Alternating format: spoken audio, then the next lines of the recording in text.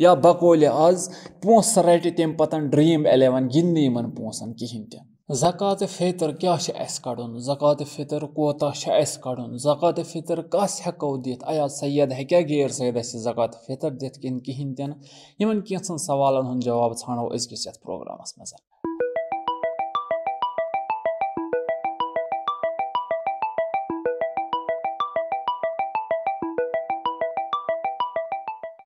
अऊज़ु बिल्लाहि मिनश शैतानिर रजीम बिस्मिल्लाहिर रहमानिर रहीम। अस्सलामु अलैकुम व रहमतुल्लाहि व बरकातुहू। इत कन तो सारे खबर कि ईद उल फितर युस जन अस तामत वोत रमजान तमाम सपुन यह रहमतुक बरकतुक तो मगफिरतुक रेत तमाम सपुन अम पतन अस पे ब्याख अख वाजिब काम युस जन अस ईद उल फितर ज़कात फ़ितर अदा कर।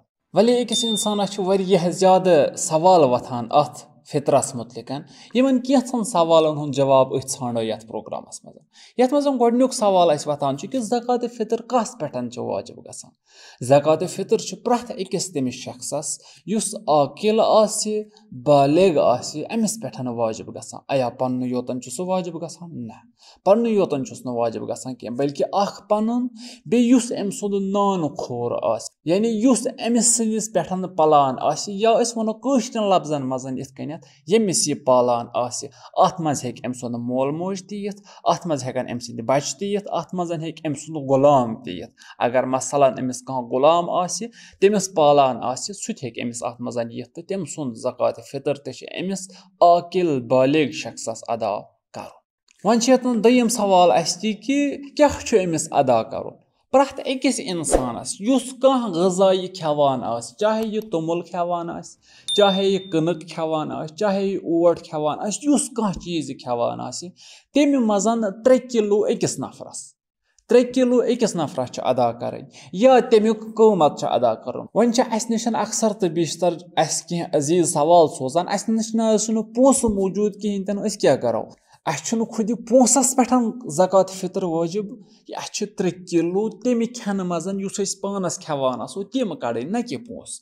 यह पोस तमि बदला अदा कर। वन अगर न कस पोस पानस निश मौजूद कहीं तन सह हेकि खुद तम 3 किलो अदा कर ताकि तमिक पोस यह वसूल कर। अत नसन वाजिब अस खुद पोस कर कहीं। वन ब्याख सवाल कि अस कर यह ज़कात फ़ितर अदा करुन। यह आखिरी रमजानुक ये गुरूब गसान यत नसन ऐलान गसान कि वन हसा सुबह ईद अत पे यह वाजिब गसान ता ज़ोहरस तामत, यानी ईद हिंद ज़ोहरस ताम यह वाजिब गसान। वली एहतियात वन कि यह गि नमाज हिंद ब्रोट अदा कर तम पतन गि नमाज अदा कर। या जाय ज्यादा अजीज वन ना यह वाजिब नमाज ब्रोट अदा कर, हतमन गि नमाज ब्रोट अदा कर ना, वाजिब नमाज ब्रोट अदा कर कहीं। वली एहतियात वन बेहतर यह गि नमाज ब्रोट अदा कर। वन अगर न अदा कोर कहीं नमाज ब्रोट गि जुदा कर, यानी पन्ने माल नश गि साइडस थवन यह फितरुक यह क्या मबलग वातान। ब्याख मुहिम सवाल कि कस हेको ये फित्रिया दित। अत नसन ज्यादा मवारिद यम जन अस मद्दे नजर थावच। गोडनुक यह कि तमिस शख्सस हेको दित युस फकीर आस, यमिस न पन्ने वरियुक खर्च पानस निश आस कहीं तन। दोयम अस हेको तमिस फकीरस दित युस फकीर शिया असना अशरी आस। त्रेयम तमिस शख्सस हेको न दित कहीं तन युस आश्कार खुले आम गुनाह अंजाम दिवान आस।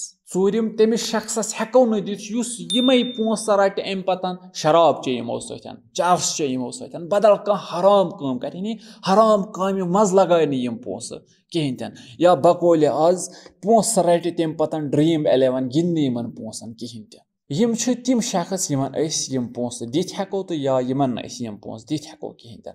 वली ब्याख मखसूस चीज यत नसन यह आया सैयद हेक्या गैर सैयदस दित या गैर सैयद हेक्या दित सैयदस कि ना, गैर सैयद हेक न पन ज़कात सैयदस दित कहीं तन। अगर गैर सैयदस पन ज़कात दिन आसि यह हेकि खाली गैर सैयदस दित, यह हेक न सैयदस कुन अदा कर कहीं तन। वस्सलामु अलैकुम व रहमतुल्लाहि व बरकातुहू।